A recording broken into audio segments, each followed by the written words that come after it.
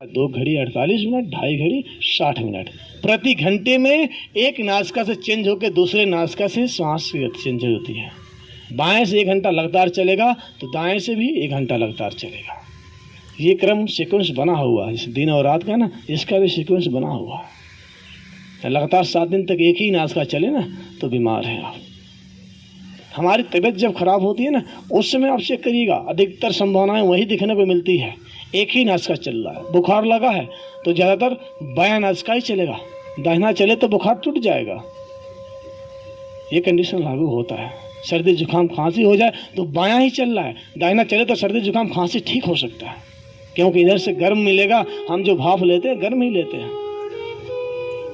सब समझने की बात है, समझ गए। ये शिव सर्वोदय की मैं बात कर रहा हूँ। शास्त्र को जिन्होंने समझ, स्वयं परमात्मा शिव ने माँ पार्वती को 395 सूत्र सुनाया, सांसों को विज्ञान के बारे में बताया। इन सांसों में 5 तत्वों का उदय होता है। करते रहिए, कपालभाति करते रहिए। 3 सांसों को एक साथ, एक लय के साथ लयबद्ध होकर के क्रमबद्ध तरीके से एक एक पूरक के बाद रेचक, रेचक के बाद पूरक, पूरक के बाद रेचक, फिर कुंभक के दिया, फिर कुंभक के बाद स्तंभ वृत्ति स्वतः ही लग जाए। जब स्तंभ वृत्ति लग जाए तो आप सीधे प्रत्याहार की तरफ, धारणा की तरफ, ध्यान की तरफ आगे बढ़ जाते हैं। ये किताबों में पढ़ने से भी समझ में नहीं आता है, जब तक प्रैक्टिकली ना कर ले। 2 घंटा किताब पढ़ ले, 2 घंटा प्रैक्टिकली बैठ जाए, अनुभव करने लगे तो बेहतर लाभ मिल सकता है इससे।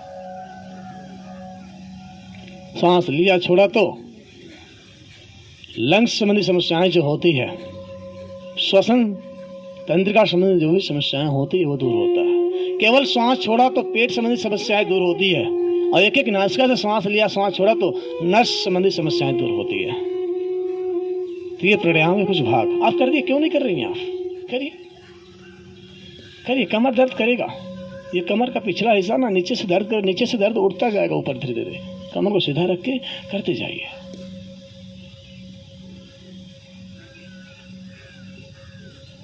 मुख्य रूप से हमारे शरीर में 3 तरह की व्याधियां होती है। थोड़ा सा मैं प्राणायाम से आगे बढ़ रहा हूँ, बीमारियों की तरफ आगे बढ़ रहा हूँ।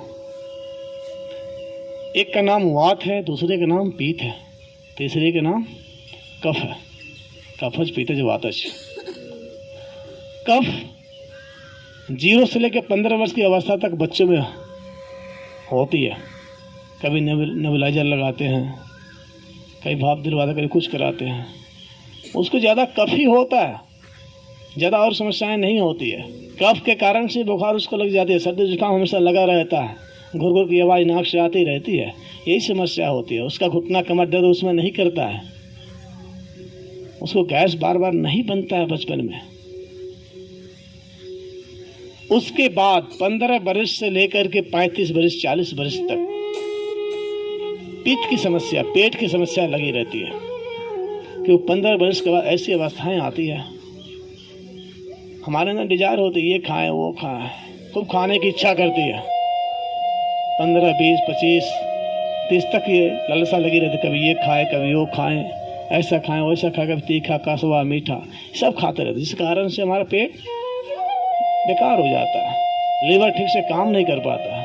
उस कारण से गैस, कब्ज, एसिडिटी, पाइल्स की समस्या बनी रहती है। ये सब एक एक क्रम से बना हुआ है। पहले गैस होगा, फिर कब्ज होगा, फिर कब्ज के बाद आपको पाइल्स की समस्या झगड़ेगा। तो ये पीत की समस्या हो गई। बड़ी जवानी में पीत की समस्या होती है, और जैसे ही उम्र ढलान की तरफ आगे बढ़ते हैं तो वो वात की समस्या बन जाता है। वात वायु रोग के कारण, पीत अग्नि के कारण, कफ जल के कारण। 3 तरह की बीमारियां, एक अग्नि से, एक जल से, और एक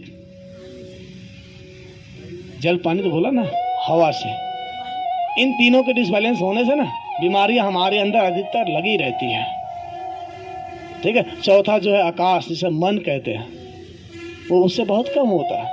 लेकिन इन तीनों में जहाँ भी डिसबैलेंस हुआ तुरंत आप बीमार पड़ेंगे। अधिक पानी पी लिया तब भी बीमार, कम पानी पी लिया तब भी बीमार, विटामिन डी नहीं मिला, आग नहीं मिला आपको तब भी बीमार, अधिक मिल गया तब भी बीमार आप। ज़्यादा मजदूर काम कर देता है, मेहनत ज़्यादा करता है, तो उसको बस ऊर्जा ज़्यादा, एनर्जी ज़्यादा आती है, उसको खपत नहीं कर पाता है, तो बीमार हो जाता है, शरीर से थक जाता है, उसको रेस्ट की आवश्यकता पड़ जाती है। जल की भी वही है, अग्नि की भी वही है, हवा का भी वही है। अधिक हवा हो जाएगा तब भी दिक्कत।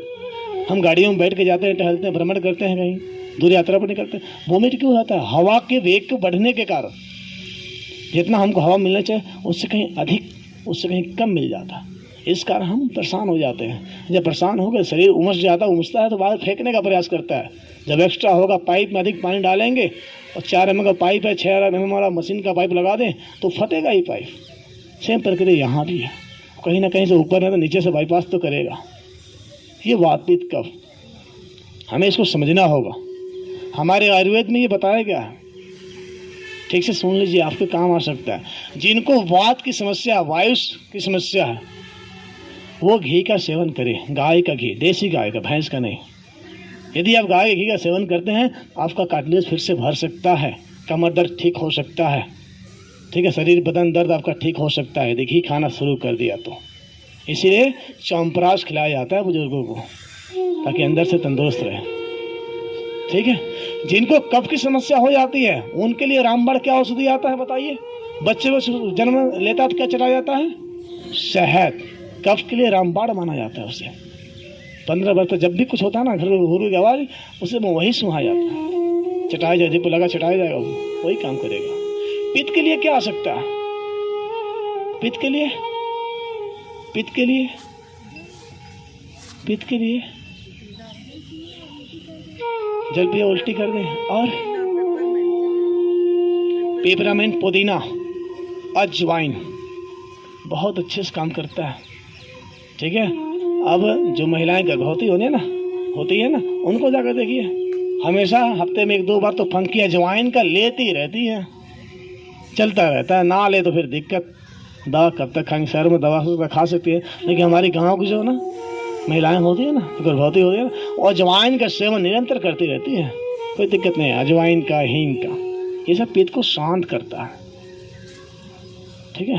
पुदीना शांत करेगा आपका, धनिया पत्ता शांत करेगा, सौंफ शांत करेगा आपका, सौंठ शांत करेगा।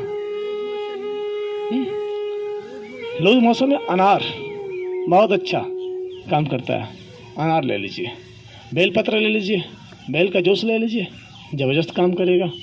दोनों एक रामबाण है। जिनको गैस बन जाता ना, उनके नाशपाती, गैस को, कब्ज को एकदम नाश कर देगा ये नाशपाती। ऐसे एक और औषधि आता है, जो अभी गेहूं लगता है तो उसमें कांटा कांटा पीला पीला फूल दिखाई देता है, जिसमें भुवाल निकलता है, उसका क्या नाम है? क्या नाम है? कौन सा कांटा है वो? सत्यानाश है, सत्यानाश करता है वो, ठीक है। अब जो महिलाएं बाजपन है ना, केवल उसको शोर को निकालकर 15 से 20 दिन पिला दीजिए, सारे सिस्टम बनना शुरू हो जाएगा, स्पर्म बनना शुरू हो जाएगा। करे अपना बच्चा जन्म दे, कोई दिक्कत नहीं होता है।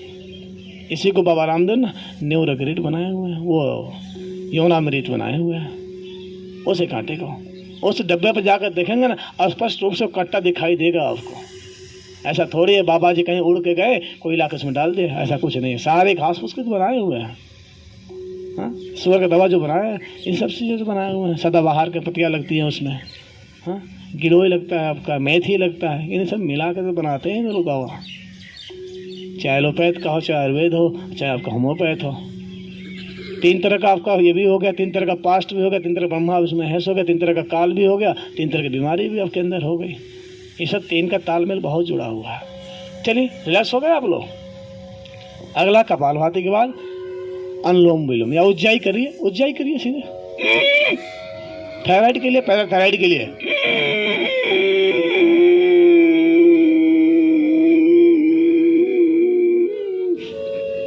थोड़ी देर होल्ड करेंगे और फिर दाएं नासिका को बंद करके बाएं नासिका से एक्सहेल कर देंगे।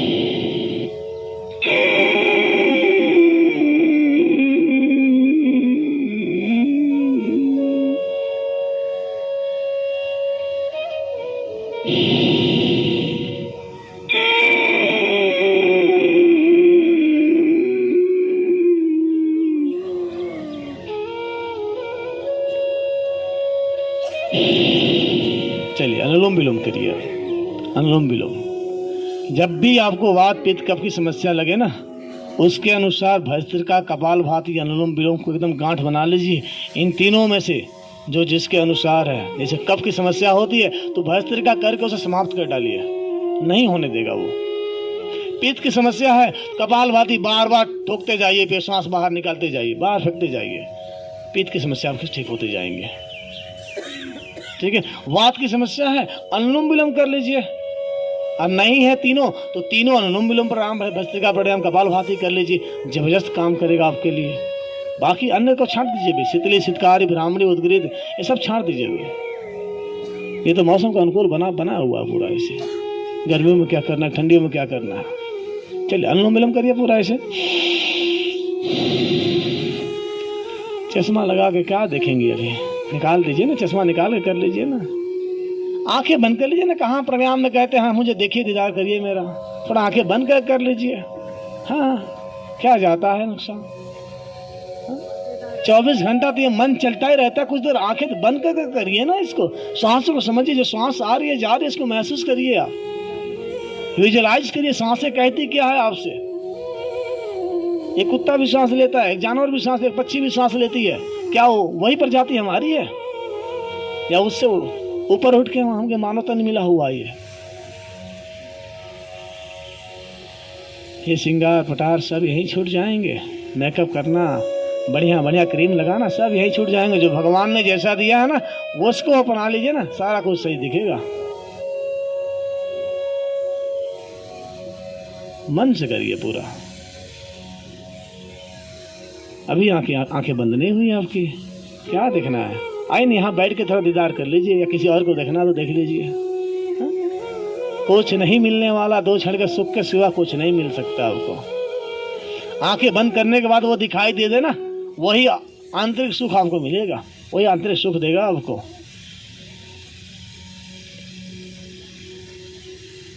करिए।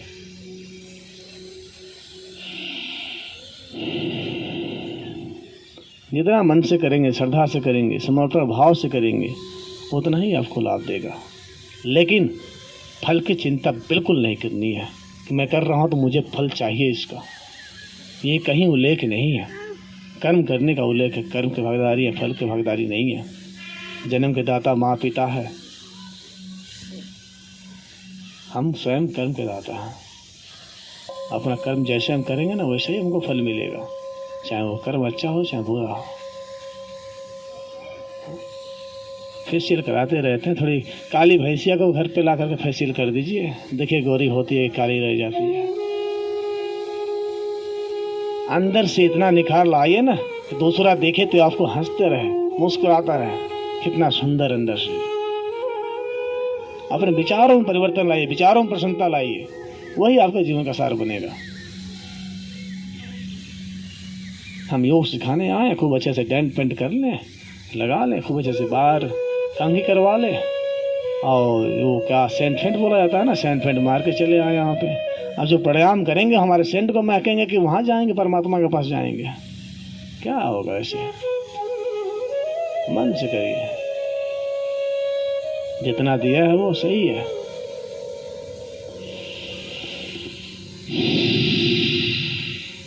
मुझे 8 से 10 साल हो गए, ये 23 चल रहा है ना, पूरा 10 साल हो गया साबुन लगाए हुए। मुल्तानी मिट्टी का 10 सालों से प्रयोग करता हूँ। जब जान गया मैं ये सब विदेशी कंपनियां आकर लूट रही हैं साबुन बेच बेच के, सुबह उठो तो लाइफ बॉय, निरमा, ये सब उठा के लगाते रहो, कोलगेट करते रहो, तब से मैंने छोड़ दिया। चलो भैया ये भी नहीं जाएगा।